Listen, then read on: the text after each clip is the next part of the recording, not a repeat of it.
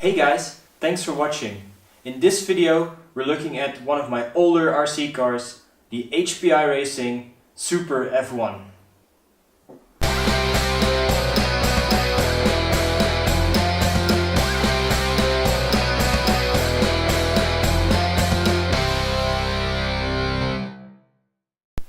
So this episode is the first of a new series that I'm launching on my YouTube channel.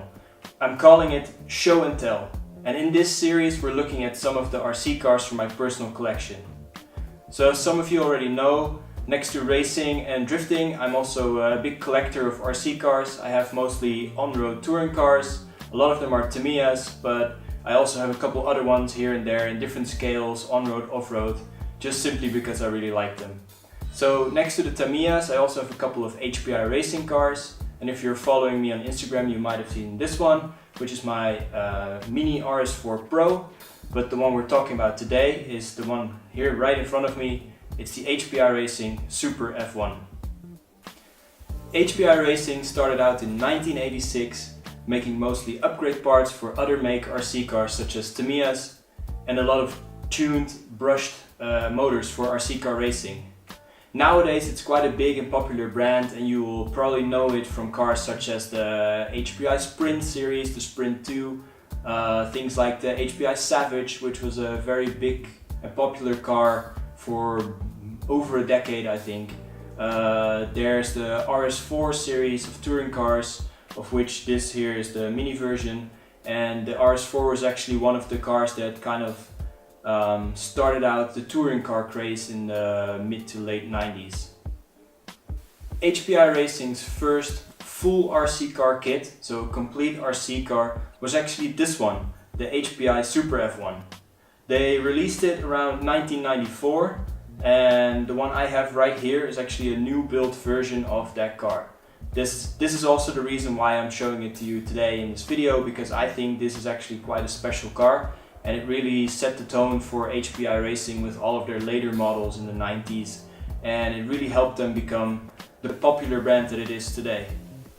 Just like the Express XM1S we reviewed in the previous video, the Super F1 was available in two versions.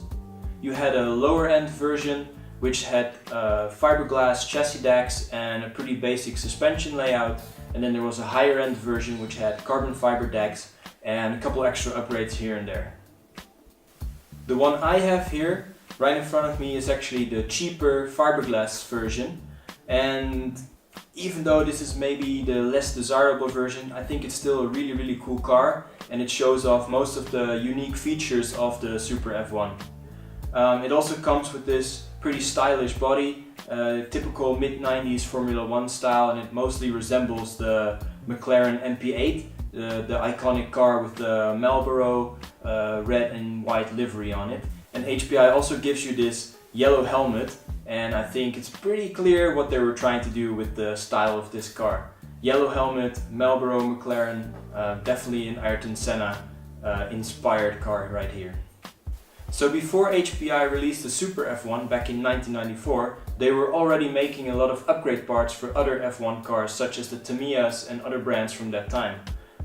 So if you look at this chassis, you might actually recognize the shape, and it looks very familiar. The overall shape really reminds me of one of the Tamiya F1s, and actually some of the parts on this are either the upgrade parts that were available for the F103 or will actually fit directly onto the Tamiya.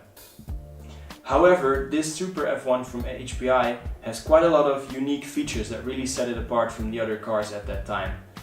For example, one of the unique features of the HPI is its front suspension design. Compared to the Tamiyas, where it had a fixed lower arm, the HPI actually has a double A-arm suspension, and the benefit of this is that it allows you to set the caster, the camber and the ride height, and also play around a little bit with the springs and even a little bit of dampening in the front suspension. HPI Racing actually also used to make some upgrades for 1/10 scale pan cars back in the days. So from this they've learned quite a bit on for the suspension of the Super F1 as well. So it uses 3-pivot rear suspension, and it also has some springs on the side next to just the roll damper, the friction damper and the damper on the top.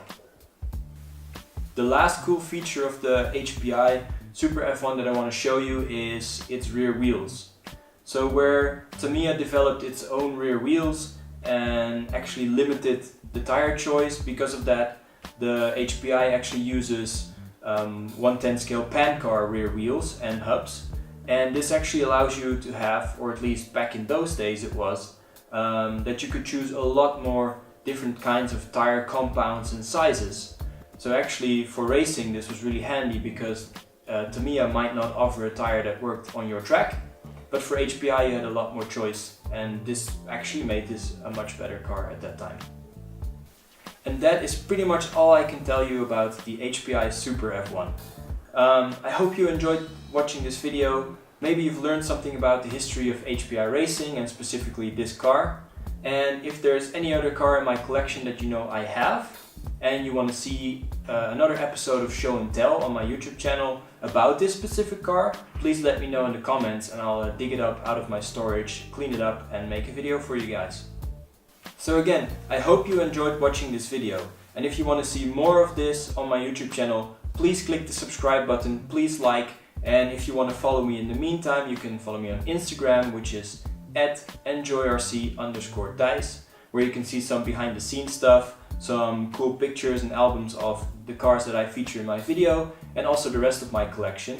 So if you see anything there that you want to see on my YouTube channel and you want to see a video about, please let me know and I'll make it for you. See you in the next one.